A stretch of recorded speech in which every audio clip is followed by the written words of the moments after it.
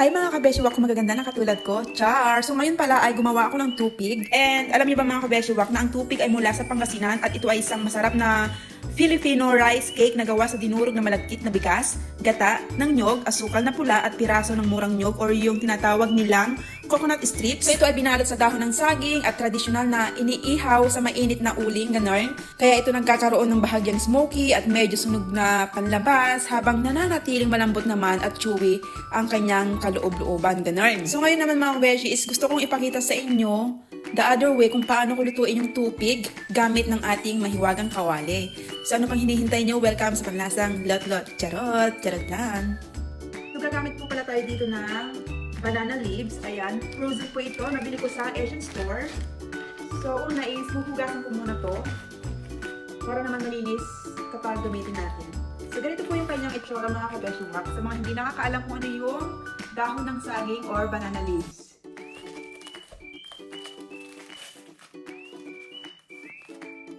So this is how it looks like sa kabeshiwak. Ayan. Hugasan natin yan. So hindi ko alam kung gaano kadami yung kailangan natin. Oh my god, yung iba is sira-sira lang. Okay mga kabeshiwak, nahugasan na natin yung ating banana leaves.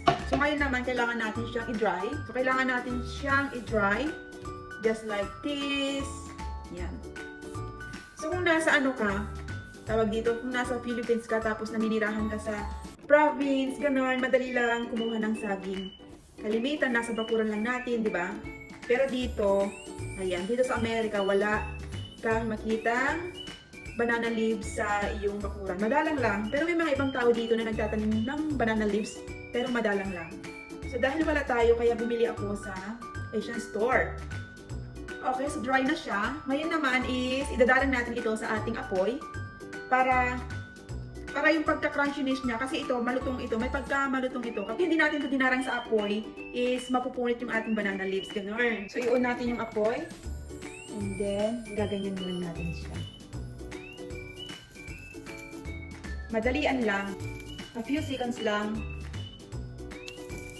Ayan. So, okay na to. Tabi muna natin. So, ituloy lang natin.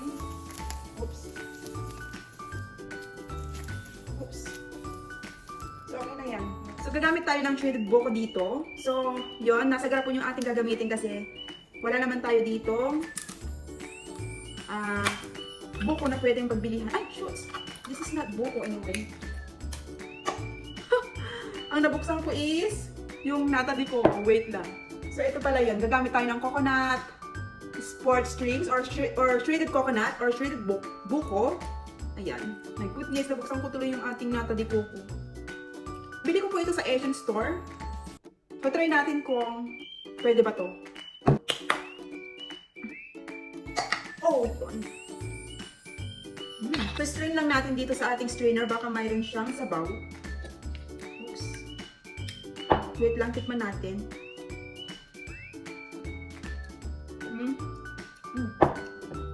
Medyo matamis siya. Ayan siya. Ayan yung kanyang itsura mga kabeshiwak. Ayan. Ito yung ating coconut. So, kailangan yung bowl dito.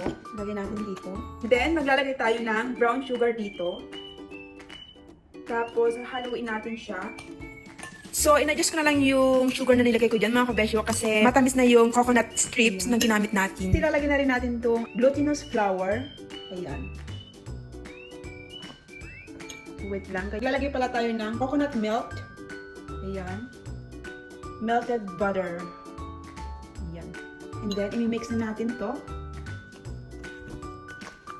So, i-mix lang natin ito until combined. Ayan. Hanggang makuha natin yung right consistency ng ating mixture. Ayan. Parang ganyan, no? O, dito. Perfect. So, itabi muna natin to dito. Ating banana leaves. Punasan lang natin.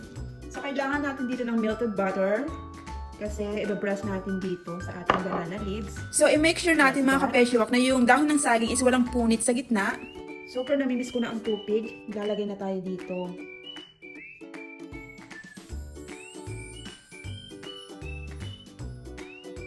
Ayan, mga 2 kutsara lang. Tapos, itupin natin ng ganito. Parang maliit ata yung ating saging.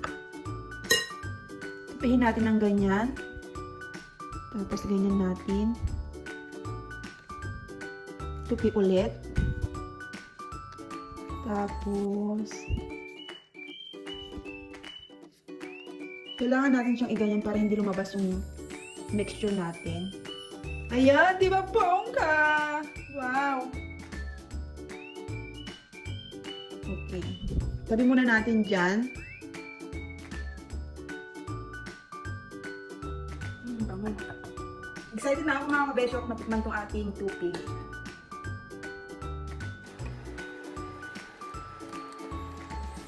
Ito na mga kabeshi, lulutuin na natin to. Nakagawa tayo ng 6 na piraso. So magpapainit naman tayo ng kawali. Maglalagay tayo ng kawali dito. So dapat naka-medium heat lang tayo mga kabeshi. So lagyan na natin dito sa ating kawali.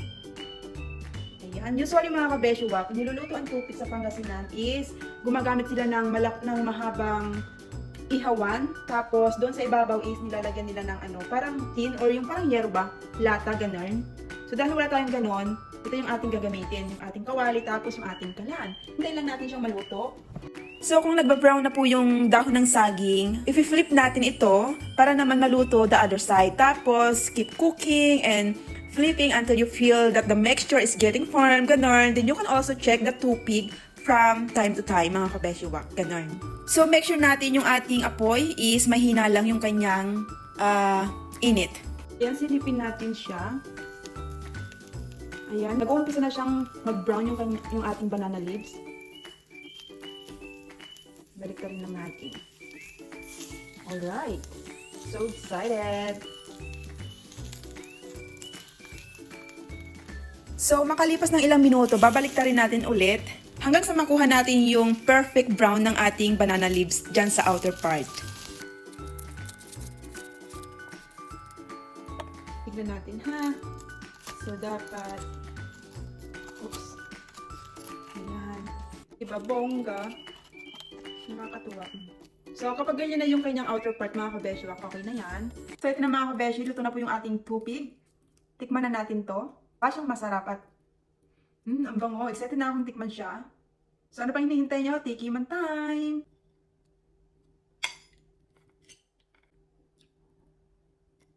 Ayan. Bango niya.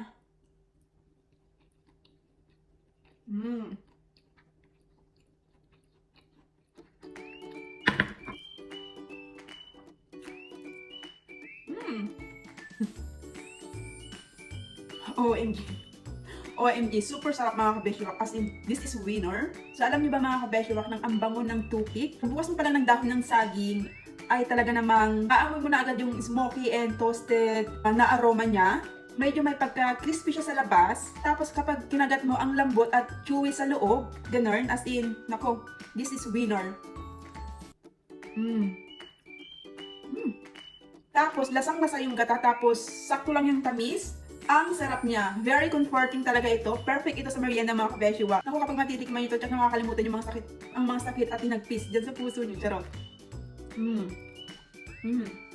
So ayan mga kabeshiwak, dito na po nagtatapos ang ating tupig journey. So, if you enjoyed this video, don't forget to like, comment, and subscribe. Thank you so much for watching mga kabeshiwak. See you again on the next sweet creation. Bye!